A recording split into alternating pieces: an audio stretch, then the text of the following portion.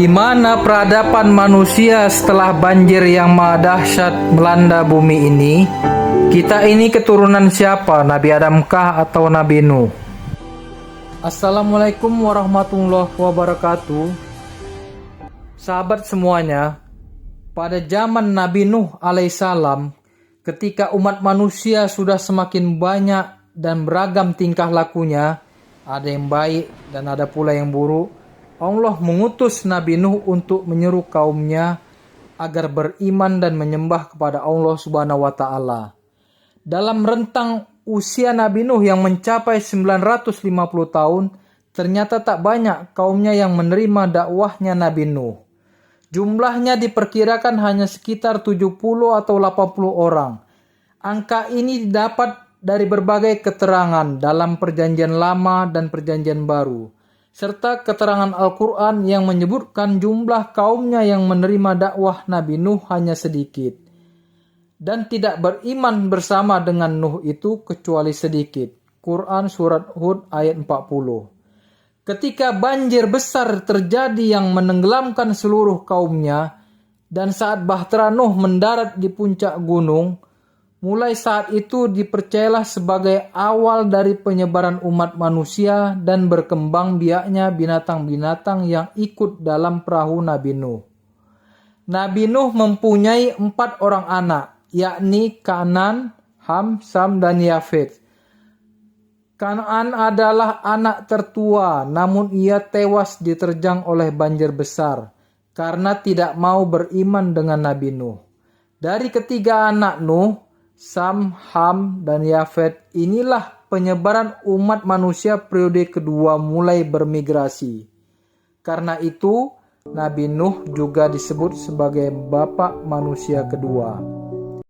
Sahabat semuanya, Ibnu Katsir dalam kitabnya menerangkan bahwa hierarki nasab setiap umat manusia yang ada di bumi ini kembali kepada anak-anaknya Nabi Nuh yang 3 orang, yakni Sam, Ham, dan Yafet.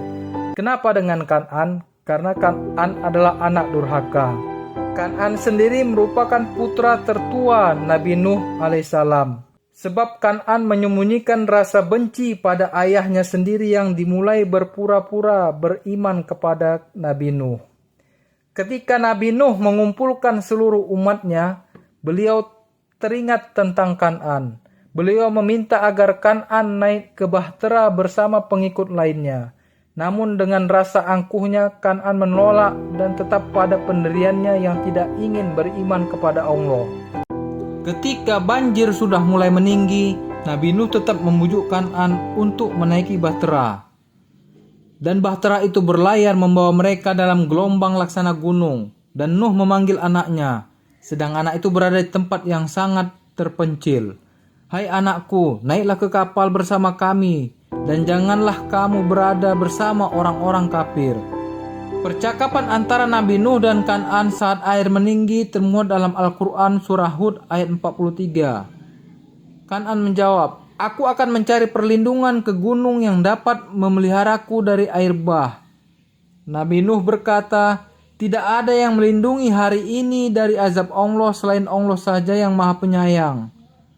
Dan gelombang menjadi penghalang antara keduanya. Maka jadilah anak itu termasuk orang yang ditenggelamkan. Quran Surat Hud ayat 43. Di tengah-tengah percakapan antara keduanya, muncullah gelombang besar yang memisahkan antara Nabi Nuh dan Kan'an. Sebab gelombang tersebut, Kan'an lenyap dari pandangan Nabi Nuh. Beliau pun berusaha mencari keberadaan Kan'an. Namun sayang, putra sulungnya Kan'an telah tenggelam oleh azab Allah. Pada saat Kan'an tenggelam, Nabi Nuh sempat memohon kepada Allah untuk menyelamatkan putra sulungnya. Dan Nuh berseru kepada Tuhannya sambil berkata, "Ya Tuhanku, sesungguhnya anakku termasuk keluargaku, dan sesungguhnya janji Engkau itulah yang benar, dan Engkau adalah hakim yang seadil-adilnya." Quran Surat Hud ayat 45. Kemudian Allah menjawab dalam surah Hud ayat 46 yang berbunyi, "Hai Nuh, sesungguhnya dia bukanlah termasuk keluargamu yang dijanjikan akan diselamatkan.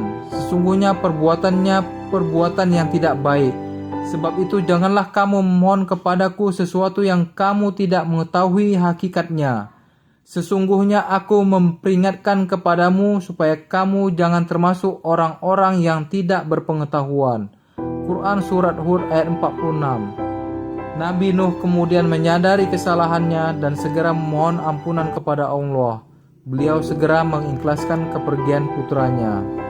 Sahabat semuanya, dalam salah satu hadis Nabi yang diriwayatkan oleh Imam Ahmad dari Samurah bin Jundub, dikatakan bahwa Rasulullah SAW bersabda, Sam adalah moyang orang Arab, Ham adalah moyang orang Habasyah, dikenal dengan Ethiopia ataupun Afrika, dan Yafet sendiri adalah moyang orang Rum, Romawi ataupun Eropa. Dan juga telah ada kesepakatan di kalangan para ahli nasab dan para sejarawan, seluruh manusia saat ini adalah setelah Nabi Nuh alaihissalam. Yafet yang merupakan anak tertua setelah Kan'an mempunyai 7 orang anak. Mereka menyebar ke kawasan antara timur dan barat Babilonia, wilayah Nuh saat itu. Sebagaimana keterangan Abu Hanifah al-Daunuri, orang Cina dipercaya sebagai keturunan dari Yafet, yakni Sin bin. Adapun Ham juga mempunyai anak. Mereka menyebar ke wilayah selatan dan Dabur bagian barat. Sedangkan anak-anak Sam bin Nuh, mereka tinggal bersama anak paman mereka Jam, raja di tanah Babilonia. Ad-Daunuri berkata, ketika anak-anak Nuh keluar, tergeraklah hati seluruh anak Nuh untuk keluar dari Babel. Maka Khurasan bin Elam bin Sam keluar. Demikian juga dengan Pers bin Asur, Amen bin Orad. Mereka adalah cucu Sam bin Nuh, masing-masing singgah bersama anak-anaknya di daerah yang dinamakan dengan namanya dan dinisbatkan kepadanya. Sahabat semuanya, pada dasarnya manusia tetap keturunan Nabi Adam alaihissalam. Karena Nabi Nuh sendiri pun merupakan keturunan silsilah dari Nabi Adam alaihissalam. Hanya saja setelah banjir yang maha dahsyat terjadi di bumi ini, maka dari keturunan Nabi Nuh lah peradaban manusia kembali dimulai. Moga kisah ini dapat lebih meyakinkan kita akan kekuasaan dan kebesaran Allah. Mohon maaf atas segala kekurangan dan kekhilafan dalam kisah ini, karena kesempurnaan hanya milik Allah. Assalamualaikum warahmatullahi wabarakatuh.